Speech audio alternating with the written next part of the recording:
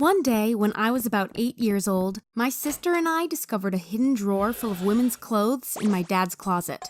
We played dress up with them, not realizing that they had once belonged to the now dead victims of my serial killer dad. My father wasn't physically abusive or anything, but I always kinda knew something was off about him. I once tried to explain it to a school counselor, telling him that sometimes my dad would get so angry that he'd tell us, "You two drive me nuts. I need to blow off some steam or I'll end up doing something to you that I might regret." Then he'd run out of the house and disappear for a few days, only to come back calm and content. But this one time, Dad took me swimming at a lake and I got tired, so I reached for a life float. And Dad just pushed it away from me. I would swim some more and started getting really tired, but Dad kept pushing the float away until I started crying out of exhaustion. The counselor said Dad was just teasing me, but today I know that it was Dad's dark side. I saw it frequently. Like when I came home late from a movie and my dog Princess had disappeared. I asked where she was, and Dad simply responded, "She wouldn't shut up, so I made her shut up." And where is she now? Gone. You won't see her again. I couldn't believe he had done that, and cried myself to sleep that night. The next morning, I found Princess's collar on my nightstand, and it was snapped in two. To this day, I don't want to think about what happened. I used to think he was just mean, but one time he was driving me to school. He beeped at a bunch of college girls who were only like 21 years old. I was so disgusted when he rolled down the window and shouted, "Hey, cuties!" Afterward, he kept telling me for weeks how pretty that one girl was he'd seen. It was as if he couldn't get her out of his mind.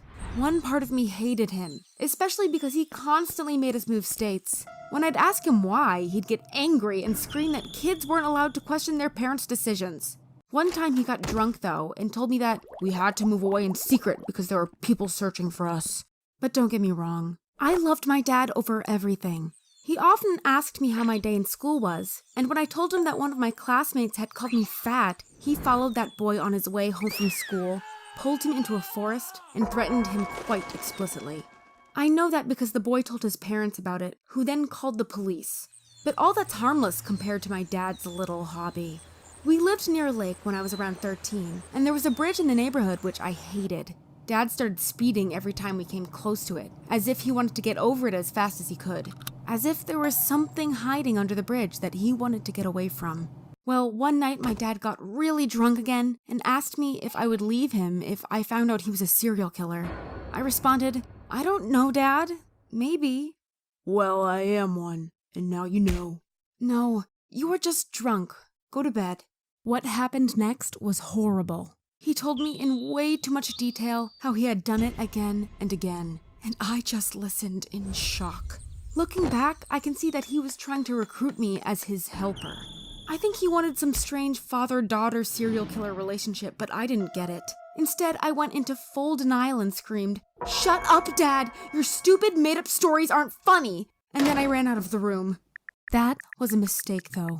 Had I informed the police about my dad's hobby, I could have saved the lives of a few women that went missing over the next few months. Like, one time it was all over the news that some college girl had gone missing. Normally, Dad would spend his Friday evening watching TV and drinking beers, but this night, he had locked himself into our shed. I was curious and waited all night for him to come out, and when he finally did, he was all dirty and covered in dirt.